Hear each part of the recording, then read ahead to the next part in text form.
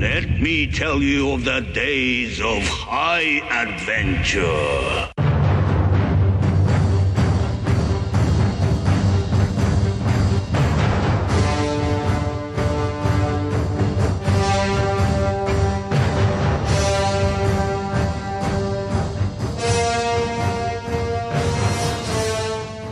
Hello, I'm Eric. And I'm Kevin. And this is 6 Degrees of Schwarzenegger, the podcast where we take a long, hard look at some of our favorite action movies from the era of Arnold. Schwarzenegger is the icon of the genre, and we're taking a deep dive into some of these 80s and 90s cult action movies and breaking them all the way down.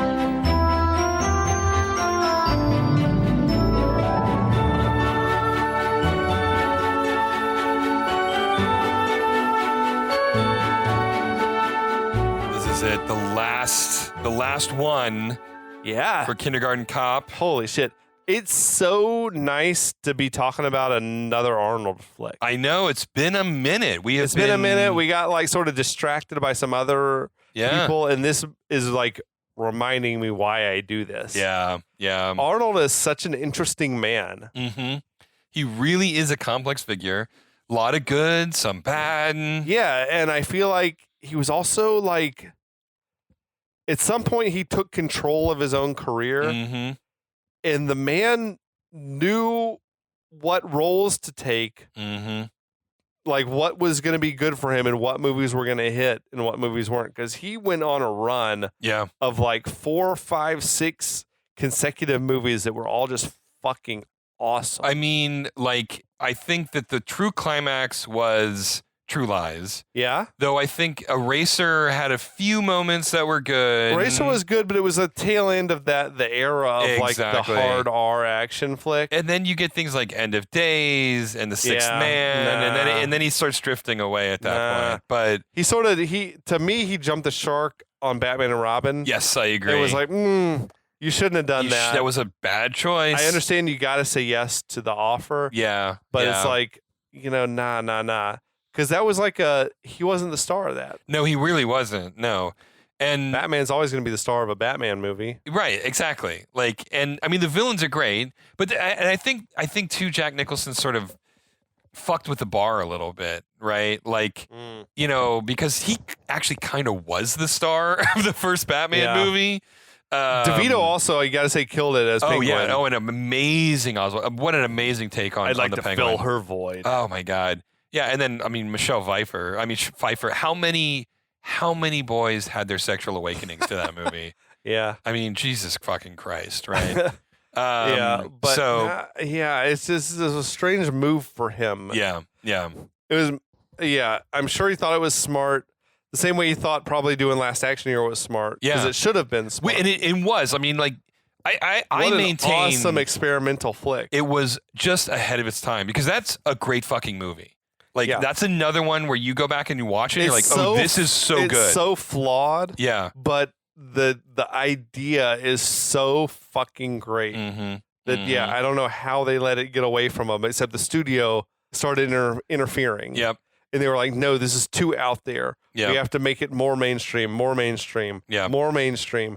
And then it's like, well, now you can't do this subversive sort of super meta commentary on action movies, but also have it be a stereotypical action movie. Right, exactly. Like, it doesn't, you can't have both. No, I completely agree. I think that when whatever the original script was, Arnold read it and went like, yes, this would be great. Oh, hell yes. Right. Yeah. And he made the right call based on the script. Yeah.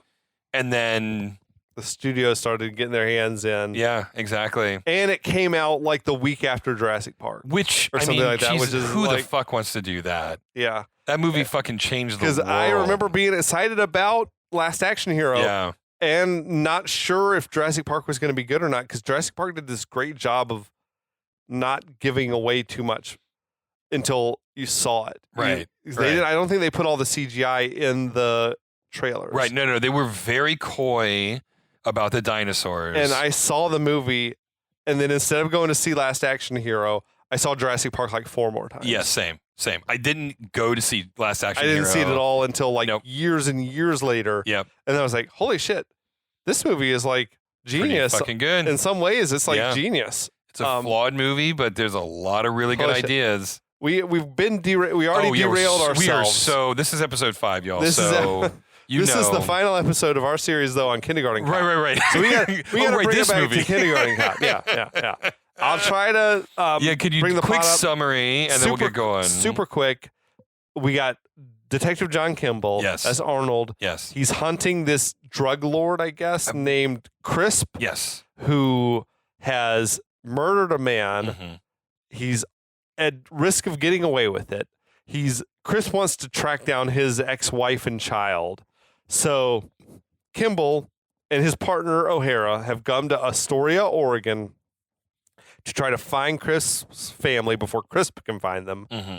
He has located them. It's this woman named Joyce, who he may or may not have fucked at a carnival. I'm going to be optimistic. I'm going to say the answer is yes. I hope he got at least a blowjob. I mean, in the porta potty. A porta potty blowjob? Of course he got a blowy in the porta potty. A rite of passage.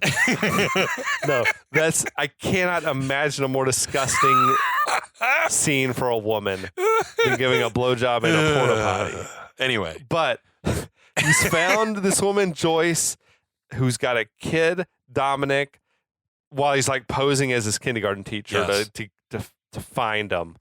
But he's got eyes for Joyce, who of course turns out to be Crisp's ex. Because Dominic is Crisp's kid. Mm-hmm. So they're in danger now because they managed, Crisp and his crazy lunatic mother have managed to kill off the only witness. So Crisp is like free again now. He's come to Astoria. He wants his kid back or whatever. Mm-hmm. So Kimball and O'Hara have just come clean to Joyce that they're actually cops. Joyce is understandably like shaken her trust in them. She leaves with Dominic. She's like, we're going to get the fuck out of town before Crisp finds us. And that's where we're at. That's where we're at. Yeah. Well done. A perfect summary.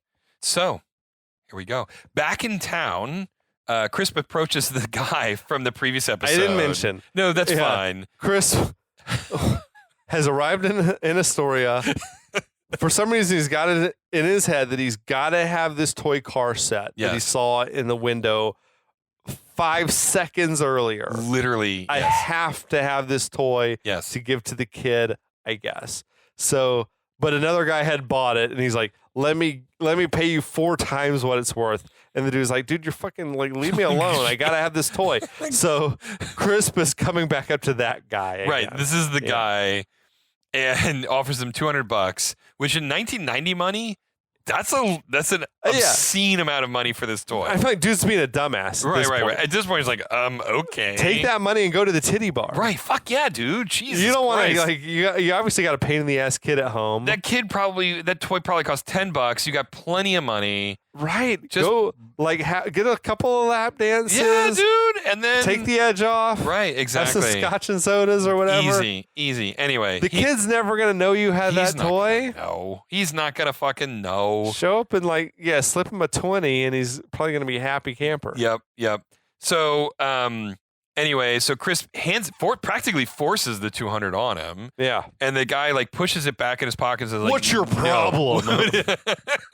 Stop trying to give me money. At this point, Chris knees him in the gut, slams his head into the truck, and then just takes the toy from him, which he's a bad guy. Why didn't he just do that from the start? Yeah. Anyway. I feel like it demonstrates that's true because he killed a man earlier over like $500. I know. And now he's like, he's willing to give $200 for some toy rather than just take it. I think, okay, so to steel man a little bit, I feel like he doesn't want to taint the toy. He probably also doesn't want to like draw attention to himself. Well, that's true because he's in public right now, and that's like just kneeing a guy in the chest. That's, I guess, a little less dramatic. The guy's probably going to call the cops. He almost certainly is. Yeah. But I feel like he did this because in his warped, weird cosmology of his existence, because this is for his son, there has to be a purity around it. Okay. Which is why he made an attempt to get it legitimately. I'm 100% with you, man. Right? I feel like, truly the point of this is just to demonstrate that Crisp is like a fucking sociopathic. It's just absolute, monster. Maniac. Absolute monster. And it gets the point across. Yeah, it does. It works. Yeah. I mean, like, yeah. So Chris heads back to the pharmacy, finds his mom, and he says that he scored a toy for Chris Junior. has got like a shitty mom. Yeah, that's just the worst, who's man. like seems to enable or perhaps even encourage and be like in league with his insane criminal shit. I feel like she's actually the head of the family. Like she is the one who is running this whole crime syndicate, and she's trying to groom him into taking her place. I think that there's like, I'm like script writing right here, but I feel like she's disappointed in him.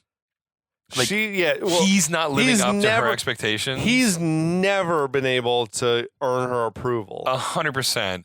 Yeah. And she's a piece of work. She created this monster. Oh yeah, absolutely. Gleefully created this monster. Yeah. He could never be as evil as she is. And I feel like that's part of the problem, right? Sure. And he wants this kid, no matter how disgustingly weird it is, he wants his kid back.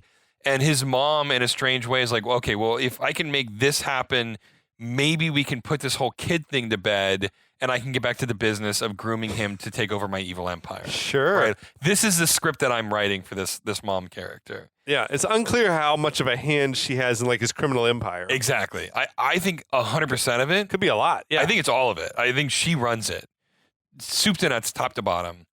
Anyway, so she's at the pharmacy and she's like run up a huge bill, buying a tons of different like weird medicines and a rectal thermometer. Oh, dude, she's itching to get all up inside Dominic's asshole, like the first chance she gets. Anyway, Chris was like, "There's no reason to think he's sick."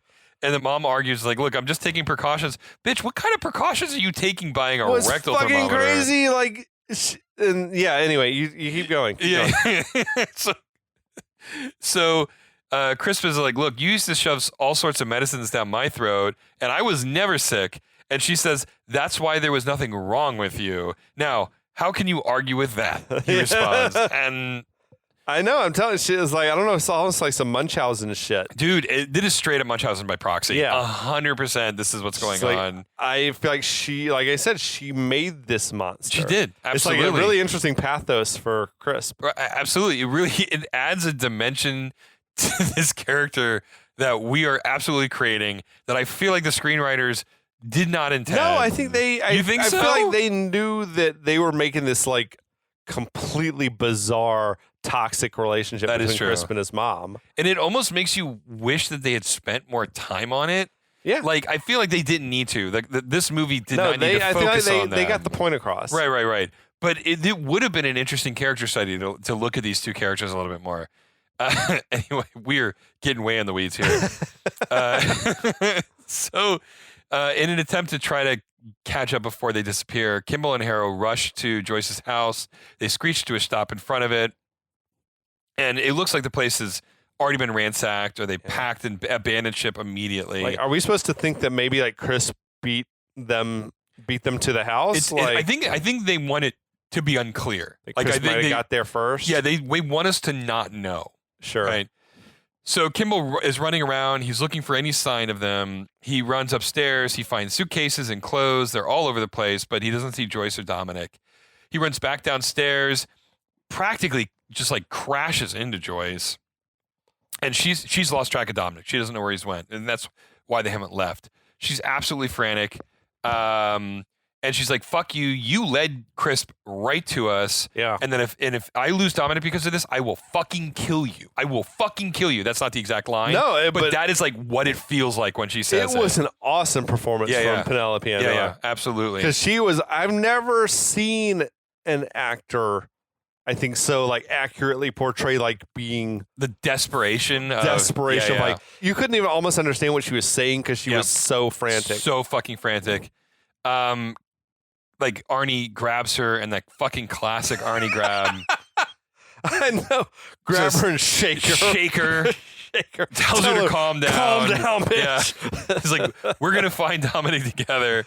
So outside of the house, Kimball, like, hey, did Dominic say anything before he disappeared? And Joyce said that Dominic was like talking about his lasers, right? At this point, paying off something that was established 20 minutes ago, because this movie pays off everything it establishes. Chekhov would be proud. Kimball looks out at the radio tower and he says, I know where Dominic went. So cut to the radio tower, and Dominic is climbing up the ladder, and he's got his backpack on, which apparently that whole thing was modeled after the proton pack from Ghostbusters, apparently. So like all that, it was supposed to look a little bit like the proton pack, yeah. I assume that had to be like a little stunt person. Yeah, I've got to believe it. I mean, that's what a weird career that would be. No, I know. Just doubling for kids is your thing. Yeah, I mean, there's money in it, so. Oh, you got it. Someone's got to do it. A large bird swoops by. Oh no. But Dominic doesn't fall, and he grabs one of his lasers, which is just a rolled up tinfoil thing, which that's believable. I got questions. Like, so he's playing like. I get that playing with toy lasers as a game is like one thing. Sure. But now it's like an emergency situation and he runs off to do this. Like, does he think that these are real lasers? I feel like he's completely disassociated at this point. Like, this is... That's true, the trauma of it. Like, this is a thing he's going to have to work through in therapy years from now. Because I got to think he knows in his heart of hearts these aren't like actual lasers. Yeah, I agree that if it's he were like tinfoil, right, if he was like 20 doing this, but he's I don't have a kid, so I don't know at what point I agree a kid can recognize fantasy from reality. I do think that this is like, I've known enough kids at this age to know that they are aware enough to know that a tinfoil laser isn't actually a real laser. Yeah. Like they can. The fact that he's doing this in the middle of like an emergency is strange. But like you said, which just says to me he's that so this traumatized. Is, right. This is a fully disassociative episode. Right. Okay. Like this is absolutely a clinical problem. I know. I like it. Anyway, so he plants the one laser. He climbs up a little bit more. A bunch more birds pop out, startle him. He lets go. He falls. But his bag catches on the tower, and he's like hanging there, suspended by the bag, right? Right. And he's like helpless. He's screaming. Joyce and Kimball show up just in the nick of time. They see him calling for help. Kimball climbs up, and like just Arnold, like this kid weighs nothing to him. Oh yeah. Just lifts him up like nothing, carries him back to the ground. Right. The kid was a good. Like, the kid gave a good performance, whichever one of the twins this was. Whatever. He's like, whether it's just trying to plant my lasers. The hero twin. He's like, it's okay. Everything's okay now. Whatever. But yeah, it was good. But it's a good moment. The hero twin. The one we allow to speak on camera. Exactly. Yeah. The B twin is the only one we do. Anyway, okay. So later on, Dominic's asleep in his bed. And she says, I can't go on living if she loses Dominic, and you feel it, like it feels real. And Kimball assures her that, like, look, you're not going to lose him. She continues packing and says that, like, after Chris told everyone that she had taken all the money, what it was to get creeps to like look for her, right? Absolutely, yeah. Right. Like the whole thing was a fucking ruse because he was looking for her. And the money was an excuse to get goons. If there's money involved, they're going to be a hell of a lot more motivated than just like, hey, I want my kid back, right? But then, like, the moment somebody, like, spots her, he kills them. It's fucking crazy. It's kind of crazy. That is true. They show up with information. Hey, I spotted her, and he murders them. Instant death, right? It's wild. But anyway.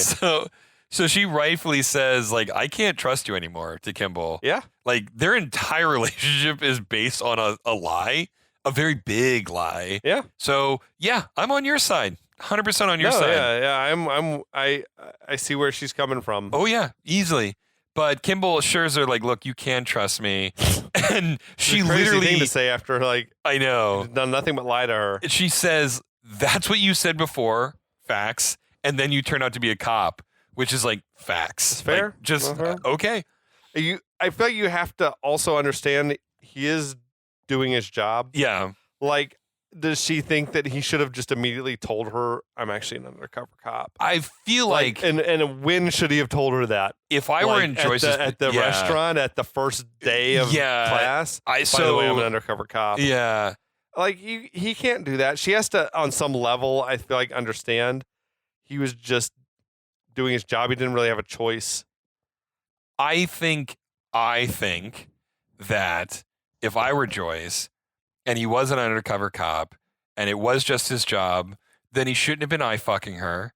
He shouldn't have been building a connection with her. That's true. He was misleading her and like betraying her trust. He shouldn't have gotten a blowy in the fucking in the, porta like potty. the animal pen. Right, exactly. Like, he crossed the line by showing he shouldn't affection have to fucked her behind the Right. goat enclosure. Exactly, with all the goats watching. He shouldn't have gone and had dinner with her, right? Like, there were so many things that were unprofessional that he did. That's fair. That's right? fair. So, like, I'm completely 100% on her side, right? Yeah.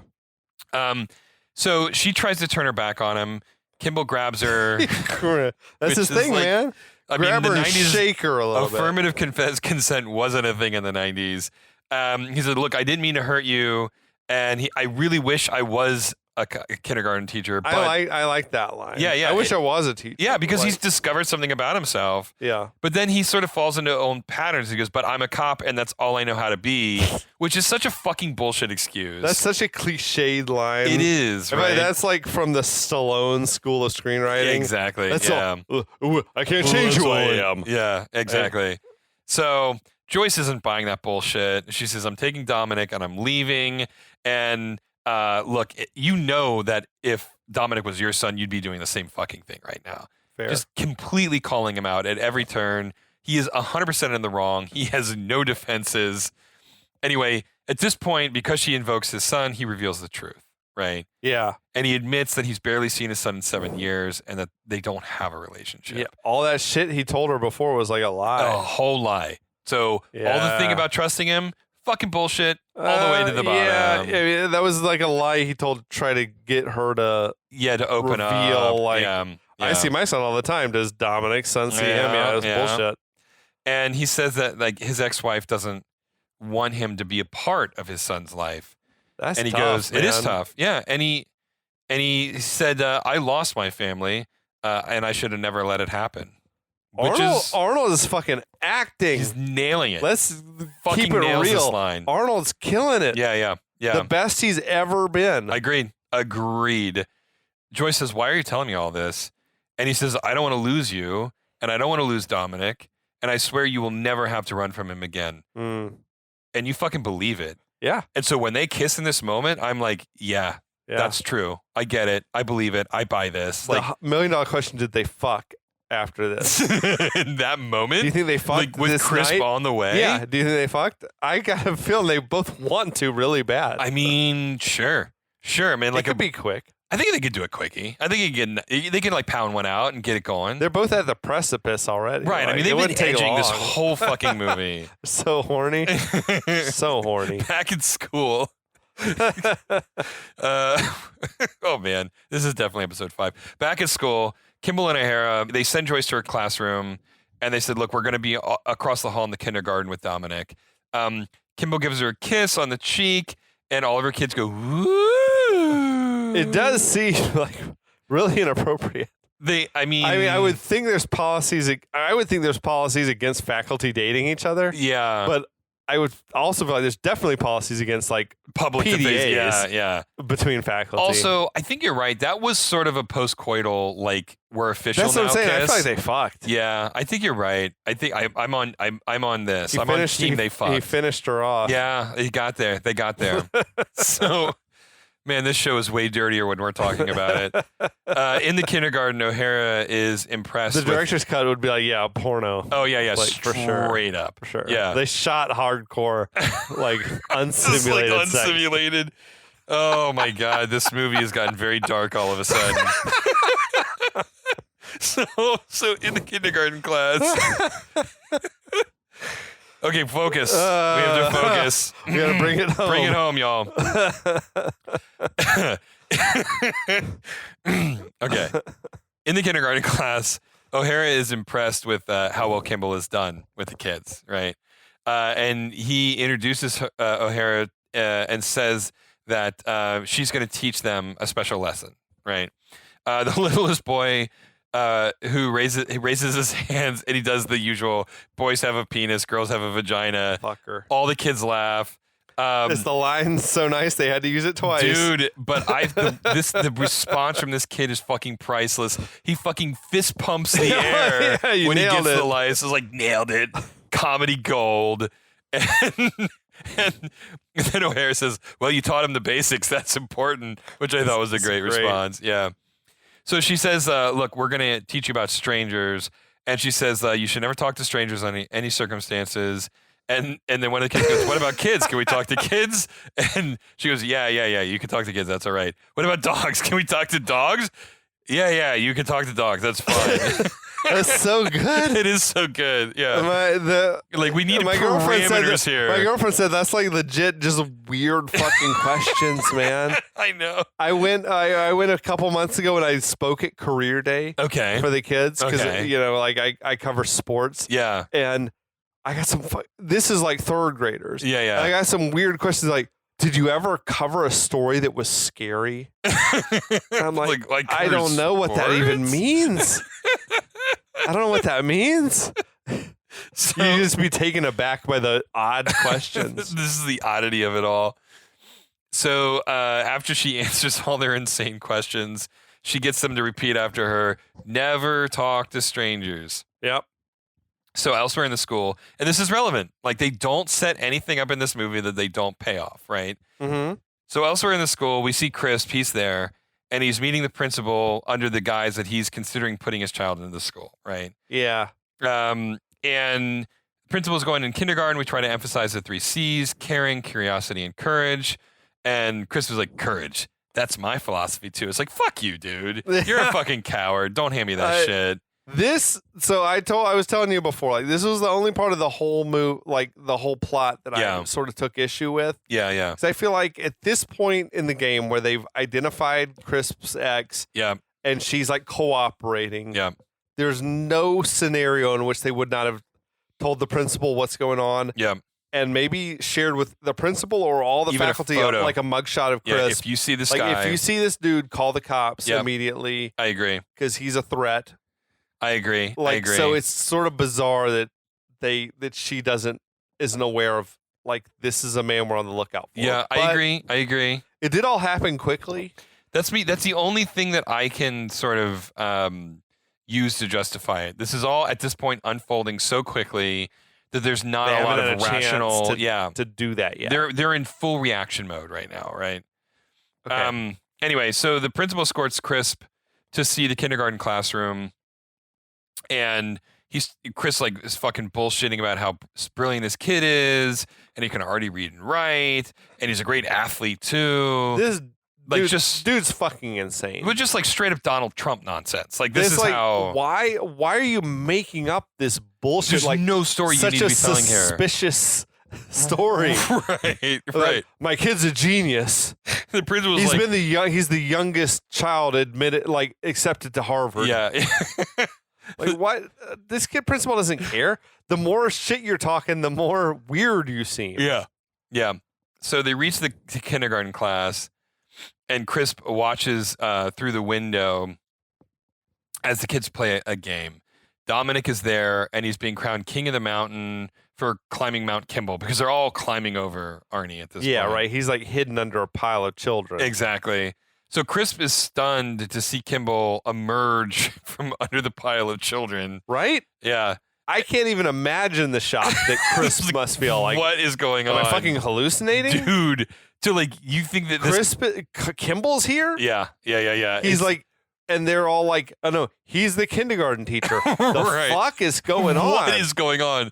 What fucking dimension did I fall through on the flight to Astoria? Yeah. Was it weird that, I don't know how long like Joyce and Dominic have been on the run, like that he could sort of recognize the kid. I mean, maybe it hasn't been all that long? That's a good question. If he took him when he was a toddler, or like an infant, then it's like, well, yeah, he wouldn't know which kid's his. Yeah, exactly. Out of this, yeah. I just have to chalk it up to, I guess it hasn't been that long. No, it doesn't, because Joyce does say something. A year or two? Joyce does say something in a few scenes before, but because they have to keep moving a bunch of times. Yeah. So I feel like Crisp has found them several times. Okay, that's fair. So if he's pursuing them so hard and he's found them a couple of times, I believe that if it's been within the last 2 years, I would say that the kid looks similar enough. Yeah, exactly. So the principal says that like Kimball may seem odd, but he is a wonderful teacher. And Crisp, like still kind of shocked, goes, yes, I'm sure he is. So Crisp goes outside where his mother is waiting, and he lights up a cigar, which I thought was a real power move. It's fucking crazy. He tells her that his kid is inside, Junior is inside, but he's going by the name Dominic. They start calling him like he's Cullen Crisp Jr. Cullen Crisp Jr. Do you think that's his legal name on his birth certificate? I think on his birth certificate it's Cullen Crisp Jr. Yeah, okay. Yeah. So the mother passes him a gun and tells him to put the cigar out. It's unhealthy for the kid, which I thought was such a great moment. She hands him a lethal weapon, but then tells him to put out the cigar because it's unhealthy. I felt like the mother's performance was fucking great. Really good. Yeah. We haven't really given her props yet, but like the actress is named Carol Baker. Mm-hmm. She goes way back. She was in Giant with fucking James Dean. Oh, wow. Like way back in the day. Wow. The only other thing that when I was looking at her credits, the only other thing I vaguely could sort of remember her from was The Game, the David Fincher movie. She was like Michael Douglas's housekeeper. Oh, really? Oh, and I have I'm like, no memory of that. Yeah, I can vaguely remember that. Some years later, like she made him a sandwich for his birthday or whatever. I'm like, okay, sure. I mean, she seemed familiar, but I couldn't place her for anywhere. She was incredible in this. Oh, yeah, no, she was really good. Like, really evil. Like, really evil. She might be more evil than Crisp. Yeah, 100%. I think Crisp is like a failure. I think she thinks he's a disappointment, frankly. Yeah, he's a fuck up. Yeah, absolutely. So Crisp sneaks back into the school and starts a fire in the library. That's fucking crazy. Like, how many kids' lives is he putting in danger? Well, you know what's hundreds of kids. You know what's even creepier than that he's starting a fire? He's using children's drawings. He's like, there's a pile of children's drawings on this desk, and he's crumbling up, lighting on fire, and throwing into a corner. Yeah. Like, dude is fucking evil. Smoke starts immediately billowing out of the windows. And I've got a note about this. This is kind of minor, but they do this in Hollywood movies a lot, where they just use like fog machines or smoke machines. Yeah. And it's all white, this white billowy smoke, but that's not what smoke from a fire looks like. Oh? Smoke from a fire is very dark, gray, almost black even. Ah. And so when I see shit like that, I'm like, I don't buy that as much. They didn't really like the school on fire. Right. They didn't actually like the school on fire. And I get it, but at the same time. Sure. Yeah. So, of course, the fire alarm goes off, and we fucking get to pay this shit off, right? I mean, like, they've been training these kids. They know what they're going to do, but like they're still suspicious of what's going on. Like they think that like a fire alarm on this day of like it's suspicious. So O'Hara heads outside. She confirms like no, there's fucking smoke out here. Yeah. And so Kimball's like, we're going to run the fire drill just like we practiced it. They all get in line. Dominic gets the ferret. They walk out 2 by 2 exactly as they practiced it. So as the kids from the other grades, they're running around fucking screaming like chickens with their heads cut off. The kindergartners, they fucking know what's going on. They're organized, right? I like that. It was a nice touch because like Kimball's like kids are the best. His lessons worked off. Yeah, his lessons worked. So the sprinklers then turn on, and then everybody starts getting very scared as O'Hara's leaving the way. So Dominic, to keep the ferret from being soaked, it shoves him into his little sweater. It was Chekhov's ferret. Chekhov's ferret. You know we're going to see that later. Oh, yeah. So Kimball tells Dominic to stay right beside him because they're at the back of the line, right? And so the kids are running out the door. Fire engines start showing up. Back inside, a larger kid is like running by, and he knocks one of the kindergarten girls down. Kimball stops to pick her up, but in the process, he gets separated from Dominic, right? Damn so it. he gets up, he calls out for Dominic to wait for him, but Dominic, like on all the noise, Dominic can't hear him, right? Damn it, Dominic. I know. Fucking Christ. Should have been like, we're holding hands just until like, we get out of here. Hold on to dear life. So, of course, at this point, Chris pops up, grabs Dominic, and starts carrying him away. And Dominic's like screaming for help. But here's immediately they pay this off. One of the kindergartners sees Dominic being carried by a stranger, points at Crisp and yells, stranger. Like immediately paid it off. It was perfect. Yeah. When the one kid says it, all the other kindergartners turn around and they all start yelling stranger. At this point, very like from my childhood, that was very memorable. Yeah. And it rattled Crisp. Like he seemed to be unnerved by it. Yeah. Yeah, it's amazing. It was a good moment. So Chris flees up the stair with Dominic. So O'Hara and Kimball, they meet up where all the kids are pointing because, of course, this gets their attention. Hey, good job, kids. Yeah, fucking yeah. So Kimball follows them up the stairs. O'Hara stays behind, though, and she gets the kids to safety. So when Kimball gets to the top of the stairs, he pulls a full-size 9mm from his ankle, That shit was which crazy. is hilarious because you cannot hide a full 9mm in a pant leg. It's just not going to happen. Also, I felt like upstairs should be just as smoky or more smoky than More smoky. downstairs. Yeah, I and agree. it was like clear up Totally clear. Yeah. So minor factual inconsistencies there, but we'll allow it. As he does this, so there's some like kids up there, and he scares the fucking shit out of them. He's like shoving a gun in their face. I know. So meanwhile, O'Hara gets all the kids outside, and Joyce runs up like, "Where's Dominic? Where's Dominic?" O'Hara says that he's still inside, and Kimball's looking for him. And then, of course, I mean, as you would, I mean, like Joyce just immediately runs into the school, right? Like without a second thought. So cut back to Kimball, and he's going from door to door, making sure that each classroom is clear. And we see Crisp watching from around the corner, and then he runs back downstairs while Kimball's not looking, right? Like incredibly quiet for like a dude wearing dress shoes. It's like seriously, they just muted all the sound. muted all the sound. There's no you way. cannot possibly run quietly. Click. Shoes. You're gonna hear that, yeah. So Chris takes Dominic to the nurse's office, and he covers Dominic's mouth and says, like, "I'm not gonna hurt you. I'm actually a fireman." And Dominic, rightly but very innocently asks, "Then where's your fireman hat?" Which I thought was great. Chris laughs because his son is a fucking smart, he's like a fucking smart kid. Yeah. He's proud of him. For all of his sociopathy, he's proud of his kid. And he admits, no, you're right. I'm no jerk fireman. That's an insane lie. That's an insane lie. Like, why? Why are you throwing firemen under the buses, dude? Like, I'm not a jerk. Some jerk fireman. Yeah. That's weird. And so Chris then admits that, actually, I'm your dad.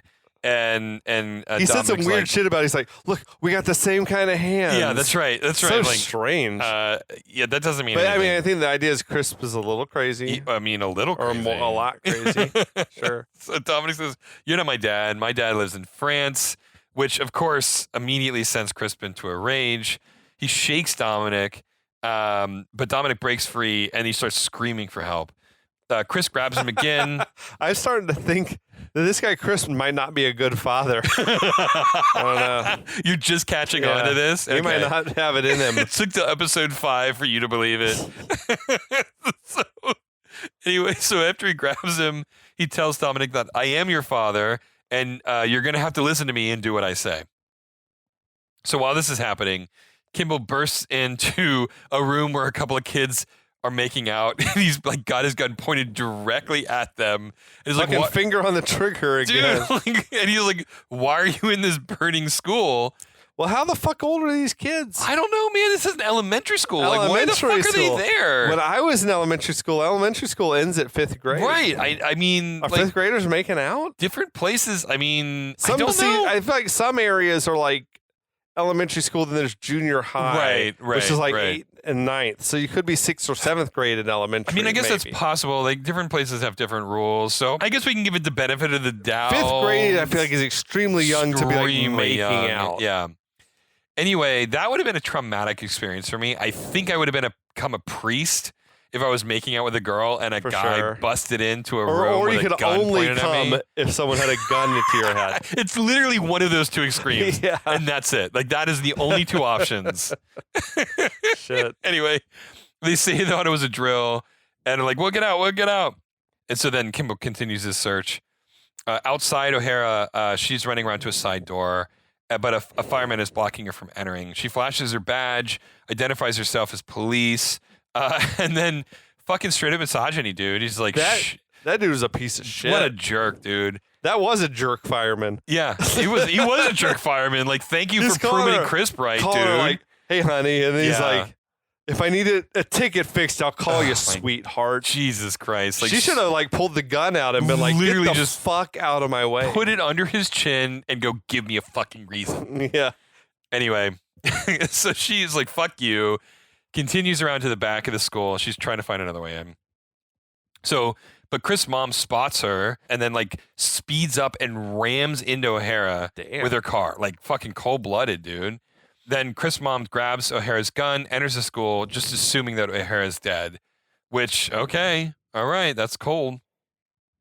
Cut back to inside again. Like it's flashing all over the place. There's action happening all over the place. Inside the school, Crisp is lost. He's looking for a way out. Joyce bursts through one of the doors, and Chris points a gun at her. And she's like, please, please, please, let Dominic go. Chris shoves her out of the way, and he like wanders into a locker room area. Yeah. And she's like, look, you're scaring Dominic. Stop, stop, stop, stop, stop. Chris says Dominic is only scared because of all the lies that she's told to Dominic about him. Sure. Which, I mean, obviously we know that, not true. Chris starts getting really mad, and then he starts like charging at Joyce. Joyce reaches for Dominic's hand, but then like Chris just like fucking lasers straight up with a punch to the head. I mean, like it was vicious, dude. Yeah, he punched the shit out of her. Yeah. I mean, like if you were ever hoping to build a relationship with your son, I mean, Dominic sees this shit. It's not happening at this point. Dominic, though, he screams. He runs away. Yeah, but he becomes like the classic like abuser. Yeah, straight up. Afterwards. Yeah, exactly. Like I didn't want to punch her. She made me do it. Like all of this bullshit. Oh, that's so shitty. So fucking gross. But Dominic continues to hide. But Kimball hears this noise, and he finally arrives at the locker room. But right as he gets into the locker room, Chris finds Dominic, grabs him, and Chris continues to insist that he loves his son, and then like demands that his son like says, "I understand you understand that I love you." He's like, just like shaking the shit out of him. Straight up. I mean, like this is a fucking psychopath, like clinical psychopath, right? I feel like that's like tough work for a child actor to have like a dude who is a stranger to you. It's got to be just scary, like shaking dude. you and yelling in your face. I feel like as a child, I guess you're acting, but also I feel like that's just would rattle a child. Yeah. So Dominic says, "I understand," but then Chris goes, "Daddy." Yeah, so it's a weird line. That was always a weird moment for me. I mean, it's creepy. He's saying like, "Call me daddy." Call me daddy. Yeah. Which I mean, I've heard that before, but in different circumstances. True. Dominic sees Kimball, and he sneaks up from behind, but Chris notices and whirls around and immediately uses Dominic as a human shield. So it's sort of like, okay, I just don't believe this whole love thing. I'm sorry. I'm really trying to get behind you on this, but. And then to double down, he puts a gun up against Dominic's head. That's crazy. And like tells him to drop his gun, right? Like, and Dominic was like in shock, and I wasn't sure if it's because there's a gun to his head, or because the sight of like his kindergarten teacher also with a gun. Also with a gun, like because I assume Dominic doesn't know that Kimball's a cop. Right? There is literally decades of therapy that this kid is going to have to go through. Oh yeah, like he is not getting out of this okay. Like he is not okay after this. Yeah. So Kimball tells Chris, like, dude, this isn't a hostage. This is your fucking son. Like, why am I having to tell you this, right? And it's like, you're not actually going to shoot your son. But Chris is like, yeah, motherfucker, I will. What do you think? Yeah, like, yeah. Would he do it? Is he going to do it? I mean, I think he would. Yeah, I feel like he's like so narcissistic. Yeah, that I think he definitely would rather kill his kid than be captured. I agree. Yeah, no, he doesn't love his kid. Like this is a power play. The only reason he wants his kid to love him. Right. He doesn't care about the kid. He just wants someone around to adore him. Yeah, absolutely. And this is as much about the idea that Joyce was able to escape and deny him something that he has decided he wants. Yeah. Right. Like on so many levels, it's like he's a really creepy villain. Anyway. Kimball buys it because he should, and puts his gun down. And he asks if Chris, like, will you let the boy go now? At this point, Chris, like, immediately flies into another rage because he's completely redlined. I mean, there's any capacity for any rational thought. He screams that Dominic is his boy, and, like, you can get your own goddamn family. I'm like, whoa, dude. Did he seem like somehow, like, aware that Kimball's moving in on his family? I mean, like it kind of, I think he got that vibe. I guess. I mean, but anyway, so Chris raises his gun at Kimball, but the ferret who doesn't bite at this point never would ever bite anyone. Never bite anybody. And I think it actually works. Like, that Kimball keeps assuring people it doesn't bite, and the one person he buys in this movie, maybe it only bites evil people. Exactly, crawls out of Dominic's sweater, bites Crisp right on the throat, like just a good meaty chunk on the throat. Crisp screams, shoots, and misses like vital organs, but he hits Kimball in the leg, right? Yeah, right. So Kimball falls to the ground. He grabs his own pistol and just shoots the fuck out of Crisp. I mean, like, he's toast. He's dead. Yeah. He's deader than dead. It's kind of a brutal kill for like a family movie. I agree. I was sort of surprised that the studio let it go down like that. Yeah, I know. Instead of being like, well, he should shoot him in the shoulder, shoot him in the, just to incapacitate him, and he would never kill him though. Yeah, but no, Kimball, he shot him dead, man. Kimball murders the fool. And in case you were wondering, no, the ferret is unharmed. He's fine. Ferret's fine. So Joyce runs off to find Dominic, and as she does this, Crisp's mom pops out and she shoots Kimball again, which is like, fuck, dude. Mm-hmm. He falls down behind some lockers. Crisp's mom pursues him, and then she sees Crisp on the ground dead. She picks that's kind of traumatic for her. Well, yeah, for her. Yeah, right. Yeah, right. so, but I don't give a shit about her. She does like adore her son in an unhealthy way. In an unhealthy way, but you know what? Yeah. She deserves a little trauma. So she picks up Kimball's gun, drops the magazine out. She's handy with the steel, She man. understands she knows it, what man. she's doing. She knows what she's doing.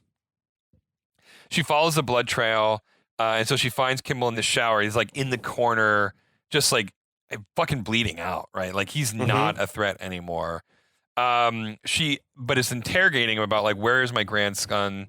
Kimball won't say. She fires a warning shot like centimeters from his head. Yeah, she was like a fucking marksman. Absolute marksman. Kimball tells her to go to hell, and she says, like, that's where you're headed. Like, ooh, snap. But as she's about to fire, O'Hara pops out of nowhere and just clobbers the fuck out of her with a baseball bat. Yeah, hell yeah. Yeah, this is great. O'Hara stands over her unconscious body and says this great line, "You're not so tough without your car, are you?" Fucking one of the most Great memorable line. lines in the movie for sure. Great line. She nailed that shit. Yeah. So I guarantee there was cheers in the theaters. 100%. There's no question. Great line. So fades to a little bit later. The EMTs are leading O'Hara out. Meanwhile, the police have got Crisp's mom in handcuffs. Yeah, right. So they're leading. She's in custody at this point. Meanwhile, Kimball's on a gurney. He's being let out unconscious. Like, he's done. Okay. Kindergartners, they're crowding around asking if he's going to be okay. It was so wholesome. It is. It's such a Like, sweet Mr. little moment. Kimball, are you okay? Yeah. Aw. Joyce and Dominic watch as Kimball's loaded into an ambulance and he's driven away. And then it's just like this great moment. Like, the kids run after the ambulance. Like, I don't know. It's sappy, but it's actually like a really good moment. So Dominic has the ferret back. Yeah, I noticed that. That was nice. Dominic has a ferret. So crossfade to sometime later. We have no idea how long later it is. But a nurse is like force feeding Kimball Jell-O. That's fucking weird. Because Kimball's arms work fine. Yeah, they're fine. No one needs to be feeding him. It's so strange. I feel like that might have been like the nurse from Hard to Kill. She like snuck a peek at his dick and was like, now she wants a piece of she's it. attached. Yeah. Yeah. 'Cause she was giant too. When she walked out, she was like 8 inches taller than O'Hara. Oh, she must have God. been like 6 foot tall. The Dude, nurse. then Arnie is like her man then. Absolutely. She wants it. Kimball's leg is in a sling, but otherwise he seems to be okay. O'Hara hobbles on crutches because, I mean, she was hit by a car, for God's sake. Oh yeah, hell yeah. She says to the nurse, "No, he doesn't want to eat that. He's a tough guy. Tough guys don't eat Jell-O." But the And- Jell-O marketing people probably hated that. Yeah, I know, right? Like, fuck yeah, tough guys eat Jell-O, son. What the fuck? Anyway, the nurse excuses herself. O'Hara and Kimball, like, they talk. How are you doing? Blah blah blah blah blah. So Kimball's got food in addition to the Jell-O, and O'Hara takes a bite of it and says, "You got to get out of this hospital because this food here will kill you." He pleads with her not to vomit on him, and she says, like, "I'll kiss you instead." It's like this nice little interchange. It's a little bit of back and forth. I bet when I was a little kid, that confused me because I'm like, why is she kissing him now? Like, are they in love? Yeah, 'Cause okay. I didn't have any knowledge that like you can kiss someone. It doesn't mean you're like Right. in love. I actually had forgotten that beat, so like she like gives him a kiss on the lips, and it's kind of like, that's weird to me as 10-year-old Kevin viewing it. I'll be honest. Now I'm platonic, like, oh yeah, okay, that's what you can. platonic kiss on the lips is still a little bit weird to me. It is a little weird, but anyway, it was the '90s. It was a different time. This was Bush's America. Kimball thanks her for saving his life, and then calls her his partner, which is like that's a good moment, right? Like there's an earned moment.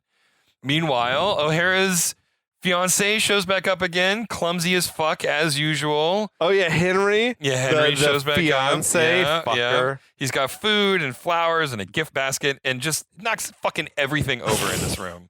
It was funny because Kimball was like, "Oh, I didn't recognize you with your clothes on." Nice. That was great. So, of course, he leans on Kimball's sling, pulls his leg around. Like, it's just, the classic, like, oh, that's brutal. Yeah. I can't even imagine the pain. Yeah. So Henry and O'Hara goes like, will you be at our wedding? And Kimball's first response is it safe? Yeah, And right. they confirm that it will be. And he goes, I wouldn't miss it. It was a good line.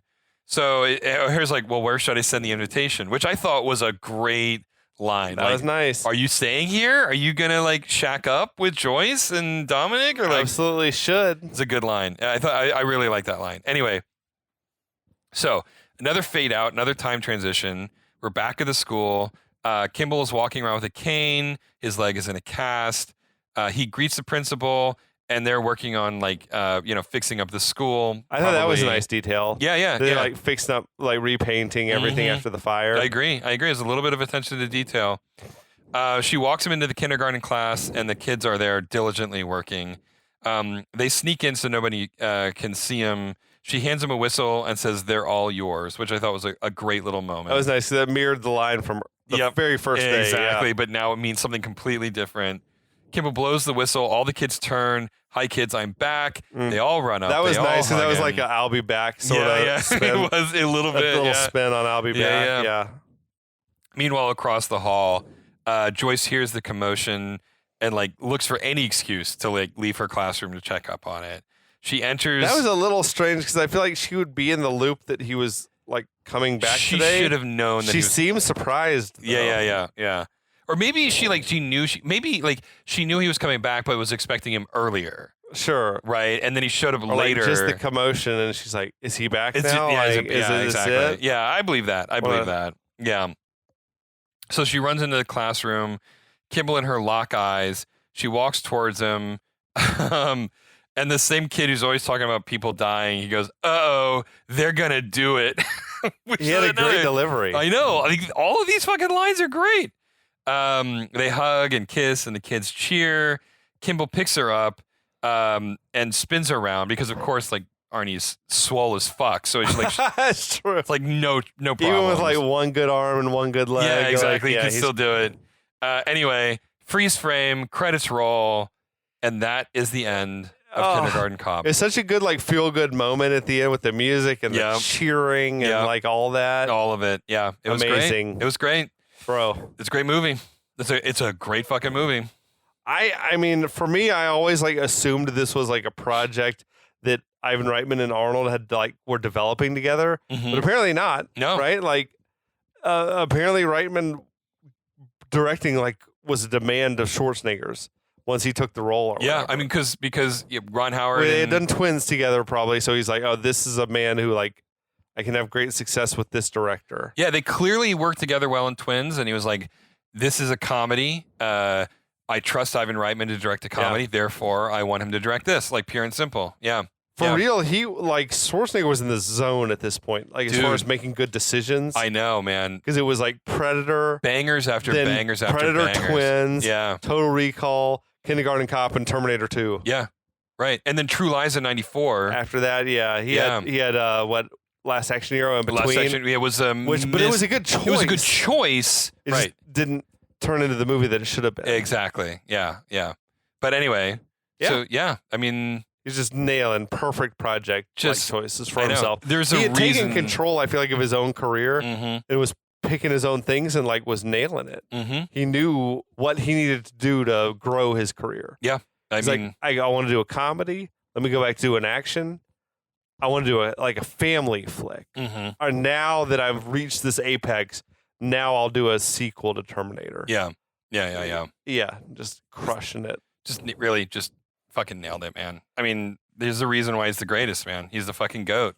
Apparently, there was other people who were considered for the role of Kimball. Yeah. See, to me, this would have been like a movie that you write, and the dream casting is that you could get Schwarzenegger or Stallone to be Kimball.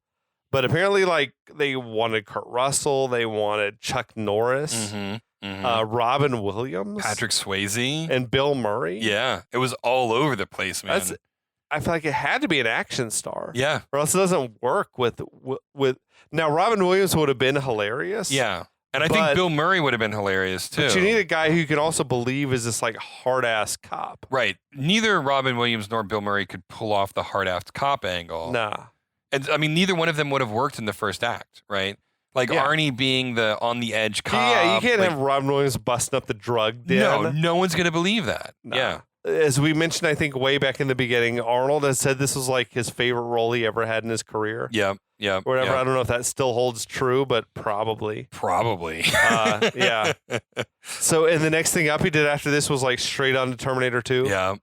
Did you see where he like had to like leave the set to go to LA or whatever to film the teaser for Terminator 2? Yes, that's right. I do remember. Yeah, I remember reading the weird that. teaser where it's just like his close up of his face, like with the red eyes glowing. Yeah. And it's like he'll be back or because some shit like at this that. point, like no one knew that he was a good guy, right? And so it's like, fuck, yeah. He also I saw had like a mobile gymnasium. Yeah. Like brought out because he's like, I gotta stay pumped up or whatever. Well, apparently, like that was in his writer, and he gets to Astoria after signing on, and they did have the gym, and he was like, "You're gonna get me a gym, or I'm leaving." And they like a bunch of just like locals ran around and like grabbed all this exercise equipment, Bowflex, threw it into the fucking gymnasium. It was like, "This is your gym now," and he was satisfied. Yes, yeah. So this movie came out right at the end of 1990. It was like a Christmas release.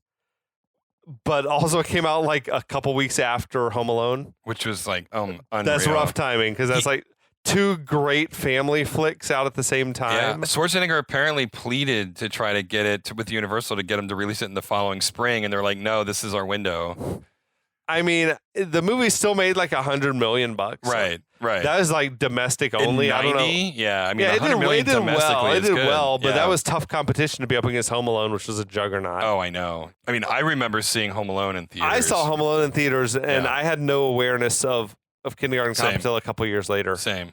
I'm sure when it was on TV or whatever. Yeah. So, yeah. I remember seeing Home Alone. It was like a heyday for people named Kevin. It was like, oh, hell yeah. Kevin's like the coolest name in the world to have right now.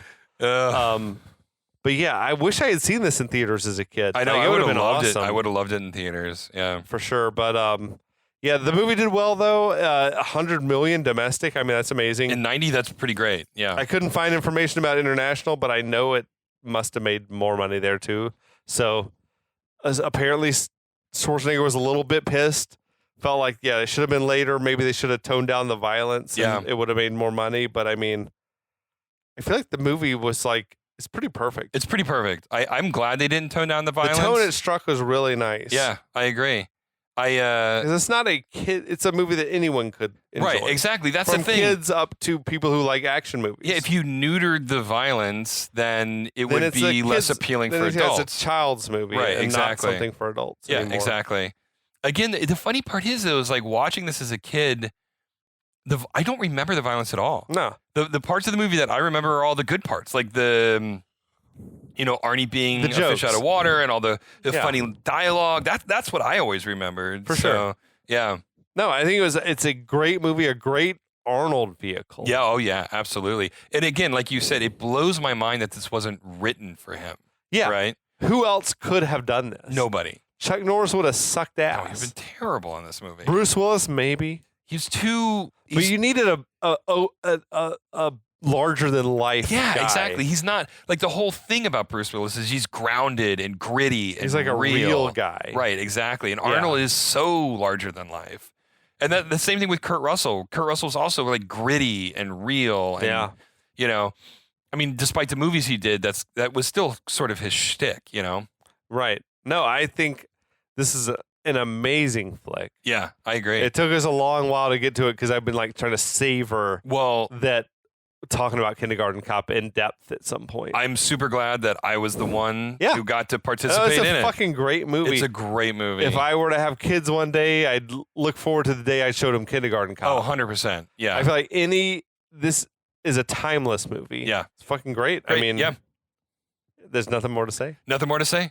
It was a stark 180 turn from Showdown Little Tokyo, which is great for different reasons Yeah, it's great in its own way. in its own way. It was a lot easier to talk about this one. There was a lot less steel manning going on in this movie. This is a movie like, look, this movie can stand on its own laurels. It's great. Yeah. It's just a great movie. It's a good movie. I highly recommend. I challenge you not everybody. to like Kindergarten Cop. I agree. If you don't like Kindergarten Cop, it is because you are trying not to like this movie. You are flawed. You're a flawed human. You are wrong, and you should feel bad. You're bad.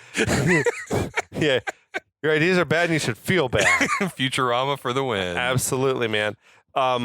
But as always, thanks for listening. I know it's been Absolutely. another amazing journey. Oh, wow. I love talking about the movies in such depth, I know. I love just breaking them all the way down, bro. like we say in the title. So we'll be back again with something equally, well, maybe not equally awesome, but something pretty awesome. It'll be great.